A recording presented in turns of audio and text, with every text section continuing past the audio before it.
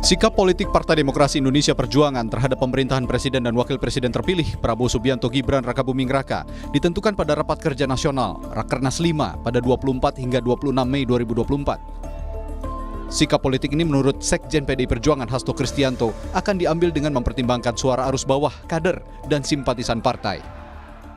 Di dalam Rakernas akan juga didengarkan suara arus bawah yang disampaikan oleh DPC maupun DPD partai, dan suara arus bawah itu akan didengarkan oleh PDI Perjuangan sehingga terkait sikap politik partai, termasuk bagaimana di dalam mensikapi pemerintahan yang akan datang, tentunya harus dilakukan dengan mendengarkan seluruh elemen-elemen partai yang hadir di dalam Rapat Kerja Nasional kelima tersebut. Merespons hal ini, tim kampanye nasional Prabowo Gibran menilai tak ada yang perlu ditunggu dari sikap PDI Perjuangan lewat Rakernas. TKN memprediksi PDI Perjuangan akan berada di luar pemerintahan. Sebenarnya biasa saja ya, karena biasa saja. Koalisinya sudah cukup komplit. Oke. Jadi ya paling ya intinya bahwa tentunya yang kita inginkan juga bahwa PDIP akan membangun bangsa ini dengan menjadi oposisi. Itu yang memang harus kita hargai sebagai untuk ngecek and balances terhadap pemerintahan Pak Prabowo dan Mas Gibran gitu. Jadi ya kita udah tahu lah sikap PDIP kayaknya akan tetap begitu. Lain halnya dengan analis komunikasi politik yang memprediksi sikap PDI Perjuangan di kemudian hari bisa berubah seiring dengan adanya kemungkinan regenerasi kepemimpinan partai dari Megawati Soekarno Putri ke Puan Maharani. Dalam proses regenerasi kepemimpinan partai, Mbak Puan maju menjadi bagian dari kontestan terkuat dan kemudian mampu menggunakan kekuatan dan struktur jaringannya untuk memimpin PDIP ke depan. Kalau misal kemudian itu bisa dilakukan dan kemudian mendapatkan dukungan dari dalam tanda kutip rival politik yang saat ini tampaknya memang sedang panas-panasnya, maka bisa saja kemudian nanti hubungan PDIP ke depan dengan pemerintahan baru Prabowo Gibran akan membaik lagi. Apapun langkah PDI Perjuangan, baik buruknya jalannya pemerintahan 5 tahun ke depan, tetap akan ditentukan kedewasaan berpolitik seluruh elit parpol yang terlibat. Tim Liputan, Kompas TV.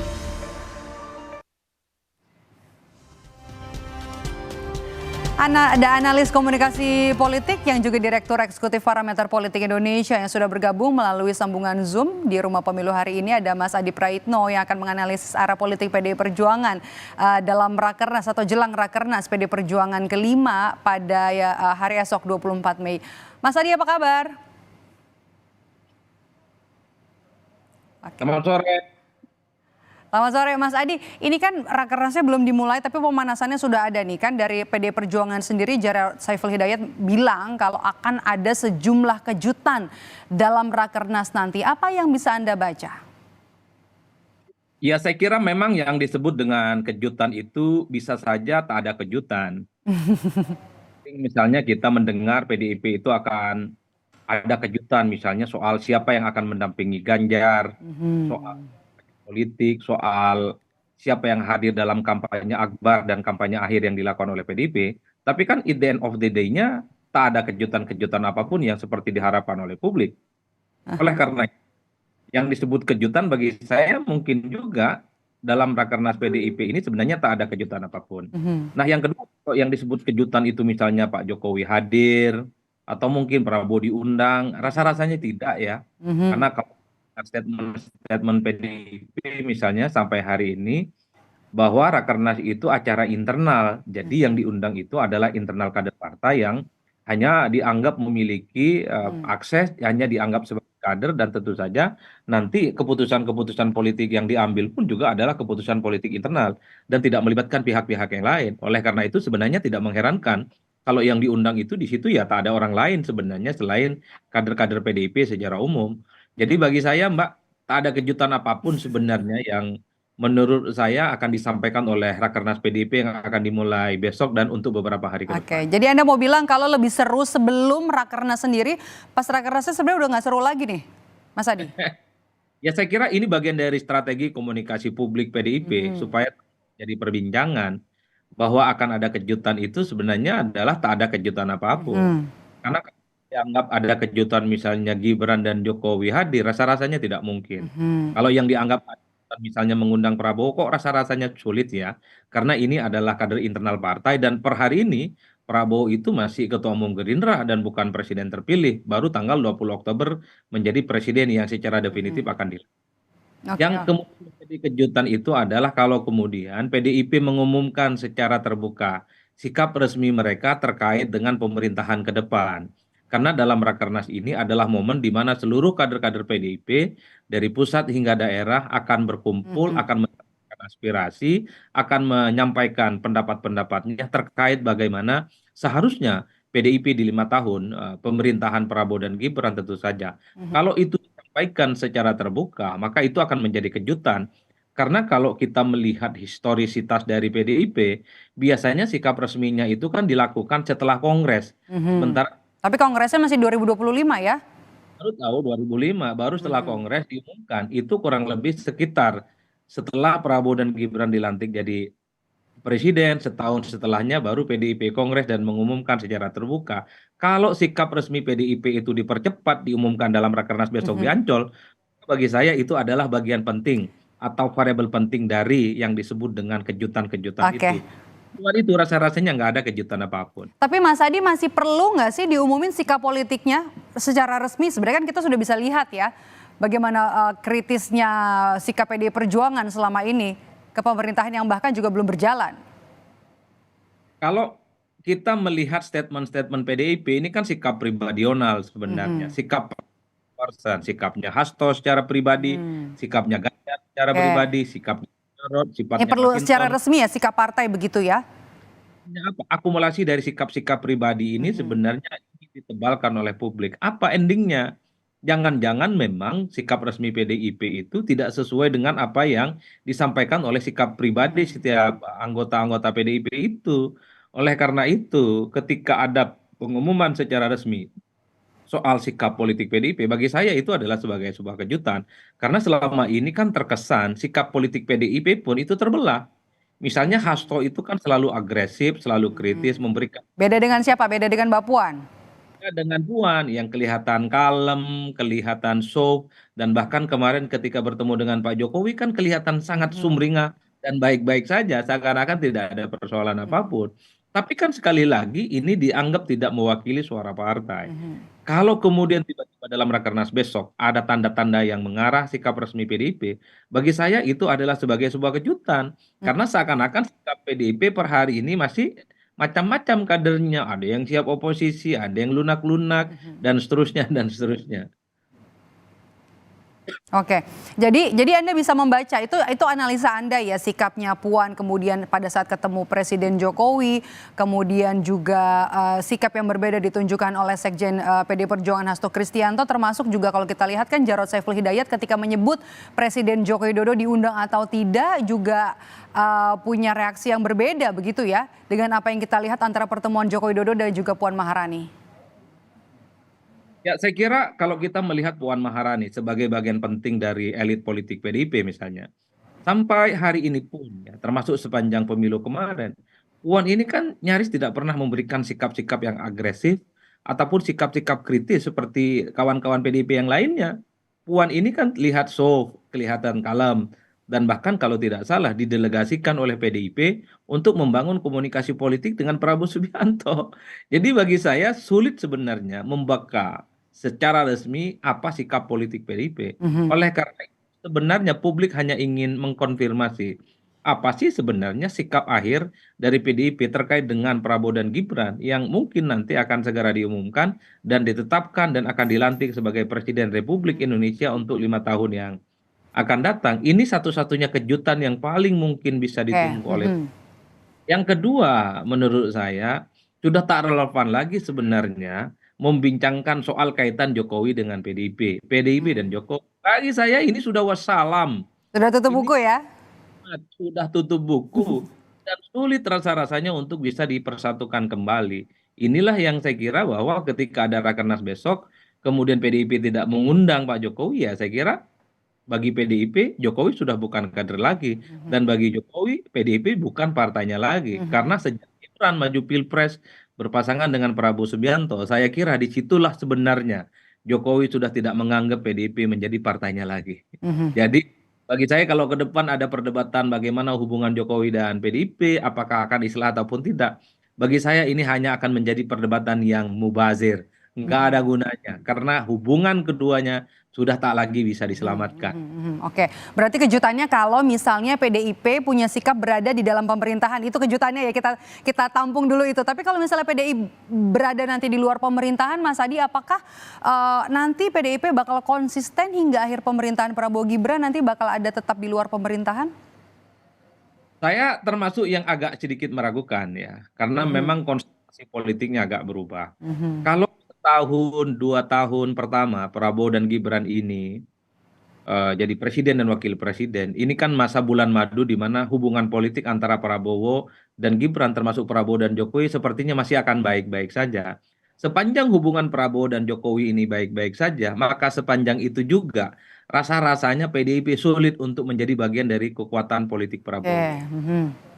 Dan masuk tahun ketiga, tahun keempat, ataupun jelang akhir tahun yang kelima, hubungan Jokowi dan Prabowo sudah tak baik-baik saja, hubungan Prabowo dan Gibran sudah mulai merenggang, bukan tidak mungkin PDIP akan menjadi instrumen penting, menjadi variabel penting yang akan dirangkul oleh Prabowo untuk menjadi bagian dari kekuasaan di dalamnya. Jadi bagi saya PDIP bergabung dengan Prabowo ataupun tidak, sangat tergantung bagaimana hubungan Prabowo dengan Pak Jokowi. Itu faktor salah satunya. Yang ketiga, ini kan dalam koalisi presidensialisme multipartai, apalagi ada intensi koalisi mayoritas, koalisi gemuk, seringkali partai-partai pendukungnya Prabowo dan Gibran itu tak dijamin bahwa mereka akan solid. Tak bisa dijamin bahwa mereka itu akan tegak lurus dengan semua keputusan politik Prabowo. Mungkin di perjalanannya nanti akan ada partai-partai politik pendukung Prabowo dan Gibran itu kritis dari dalam. Dia menjadi dari dalam. Dalam konteks itulah kemudian ketika ada 1-2 partai yang kemudian dia menyalak, suka protes dengan Prabowo, bukan tidak mungkin Jokowi bukan tidak mungkin PDIP akan menjadi partai yang akan diperhitungkan untuk dirangkul.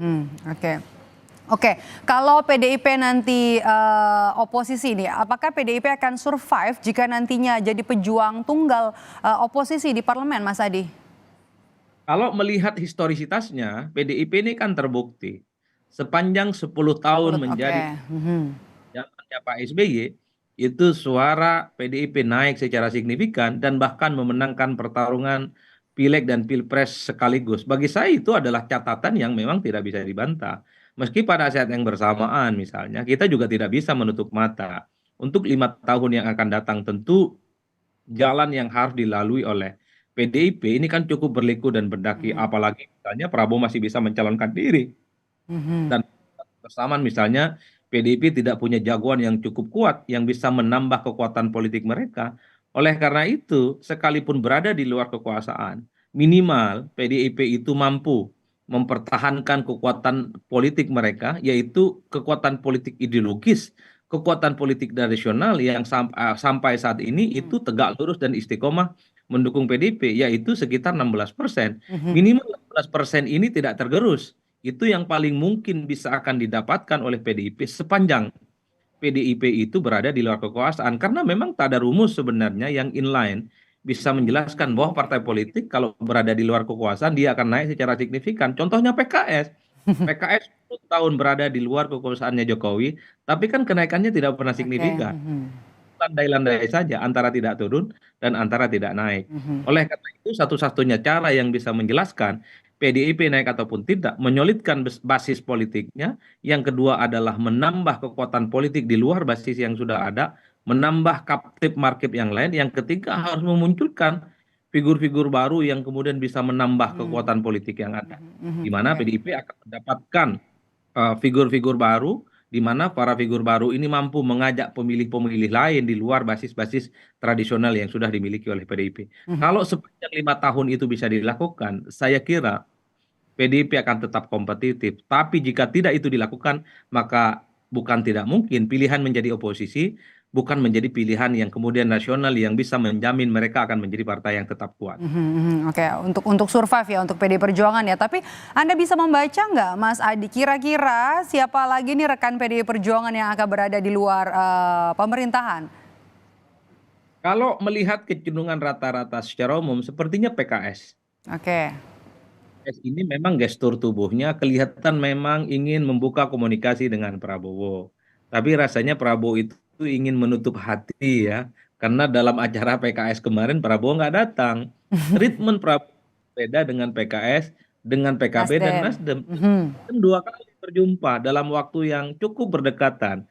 Dengan PKB misalnya itu dalam waktu yang berdekatan. Sementara dengan PKS diundang secara resmi, disediakan karpet merah dalam acara ulang tahunnya, tapi tidak datang. Oleh karena itu bagi saya, sekalipun PKS punya intensi untuk bergabung, rasa-rasanya kubu Prabowo, kubu Gibran, dan kubu pendukungnya itu tidak terlampau tertarik menjadi bagian di mana PKS akan diajak di dalamnya. Selain PDIP, saya masih meyakini bahwa PKS juga akan berada di luar kekuasaan. Di luar itu Nasdem dan PKB tingkat probability-nya bergabung dengan Prabowo itu cukup terbuka. Oke, oke. Selanjutnya yang menarik juga setelah Rakernas ini, posisi untuk Ganjar Pranowo, calon presiden yang diusung oleh PDI Perjuangan di Pilpres 2024, akankah punya posisi penting untuk tetap menjaga suara untuk Ganjar hingga tahun 2029 nanti? Kalau melihat pernyataan elit PDIP, Hasto salah satunya, Ganjar kan sudah mulai diberikan peran ya, terutama untuk memberikan inspirasi terkait dengan bagaimana memenangkan pertarungan di pilkada. Jadi sukses story Ganjar sebagai 2 kali jadi gubernur Jawa Tengah, ini sepertinya ingin ditularkan kepada begitu banyak calon-calon kepala daerah yang nantinya akan bertanding di bulan November mendatang. Oleh karena itu, ini kan dari bagian supaya Ganjar itu tidak shutdown, supaya Ganjar itu terus menjadi spotlight, menjadi orang yang mendapatkan posisi di partainya, sehingga energi Ganjar, eksistensi Ganjar akan terus diperhitungkan, baik di internal ataupun dalam konteks politik secara nasional. Karena kalau Ganjar tidak mendapatkan expose dalam posisi jabatan politik strategis apapun, dan peran-peran penting dalam politik elektoral, tentu namanya akan ditelan oleh zaman. Oleh karena itu, kalau kita melihat jangka pendeknya, short term, bahwa Ganjar sepertinya akan dilibatkan. Bagaimana dalam penanganan dalam pilkada ke depan, saya sepertinya turut menduga bahwa Ganjar sepertinya akan masuk dalam struktur kepengurusan. Ataupun toh kalaupun tidak masuk dalam struktur kepengurusan, akan ada penugasan lain. Bahwa Ganjar itu supaya memiliki kontribusi, memiliki peran yang bisa diklaim atas nama sebagai bagian dari partai politik. Karena hanya dengan cara itu, PDIP ataupun Ganjar Pranowo akan tetap eksis sebagai komponen penting yang dibutuhkan untuk menjadi kontestan politik di 5 tahun yang akan datang. Suka tidak suka, Ganjar per hari ini adalah tokoh internal PDIP yang selalu diperbincangkan, masih punya popularitas yang mungkin akan menambah kekuatan politik PDIP di masa yang datang. Tapi semuanya sangat tergantung bagaimana PDIP memperlakukan. Baik. Kita masih harus tunggu nanti Mas Adi, apakah memang benar, kita harus sabar menunggu sampai hari Jumat besok, apakah memang benar ada kejutan dalam Rakernas kelima PDI Perjuangan yang akan dimulai dari tanggal 24 hingga 26 Mei 2024. Terima kasih Mas Adi Praitno sudah bergabung bersama kami di Rumah Pemilu. Sehat selalu Mas Adi.